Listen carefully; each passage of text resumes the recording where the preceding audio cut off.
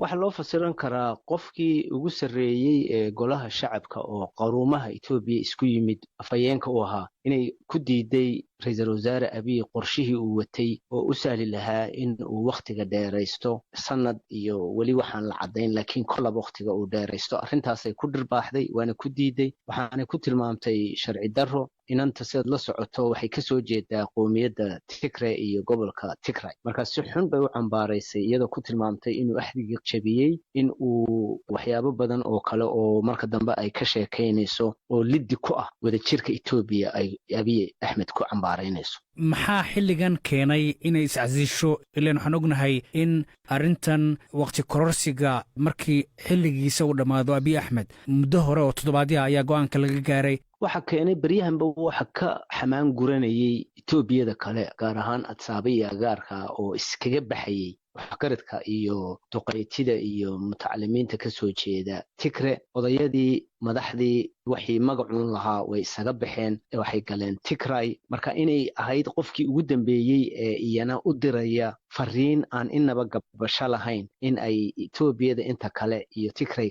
kala xamaan guranayaan ayaa horta arrinta ku hoos jirta ay tahay laba arrimood oo taa la xidhiidhaan kuugu daro oo gaagaaban kow doraa toole ninka nabadgelyada iyo amniga u qaabilsan gobolka Oromiya wuxuu ku tilmaamay xisbiga TPLF argagixiso cad oo dalkana argagixiso ku kicinaysa xoogo kale oo argagixisa sida OLF oo Oromoodana tababaraysa taasi waa kow talabaad nin aqooniyaan oo Tigrayga aad iyo aad looga quweeyay maanta wuxuu Abiy ku tilmaamay waxa la yiraahdo persona non grata oo ah ninkaasi ma soo geli karo gobolka yaga marka Abiy wuxuu yiri wuxuu ka qoran yahay gobolka Tigray ma iman karo mana soo geli karo heerkaasay maraysa soo uma muuqato marka in gabadhan iscasishay aanay isu casilin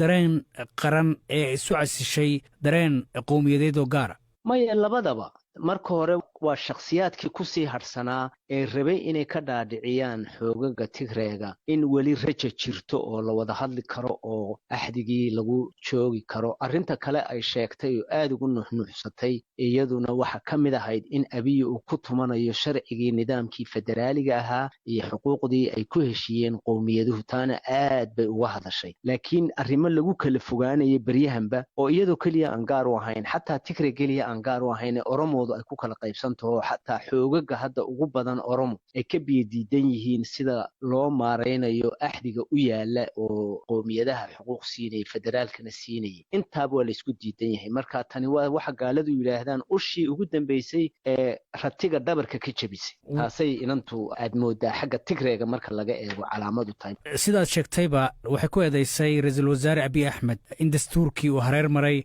marka adiga ma kula tahay in Abiy Ahmed uu dastuurkii hareer maray waa hareer maray aad iyo aad buu hareer maray inaba aanu qarin inaanu ogolayn nidaamka qowmiyadaha oo inkastuuna si cad ugu dhaqaaqin laakiin uu u xaqlinayo sidii uga takhalusi lahaa waxa kale uu hareer maray in nidaamyadii wakhtiga in lagu kororsan lahaa ay habboonayd inuu kii ugu sahlanaa oo isagoo awoodda kusii joogi lahaa uu qaatay oo noqonaya kan la leeyahay ha la micneeyo ha la turjubo qodob ka mida axdiga dalka u yaala saddex kale oo option ama laga dooran kari lahaa oo dadku ku heshiin lahaayeen baa meesha yaalay intoo dhan wuu diiday kan oo maxkamaddu ansixinayso uu og yahay in isaga lagu raacayo ayuu doortay marka waxay ku tilmaamtay erey adag oo qof madaxa aan weli ka soo bixin oo ah ereyga autocratic kelidii talis marka waxaad garan kartaa in arrintu fogaatay laakiin markaad fiirisid xukuumadihii hore ee soo maray Itoobiya way adkayd in qof maamulka ka tirsan uu iscasilo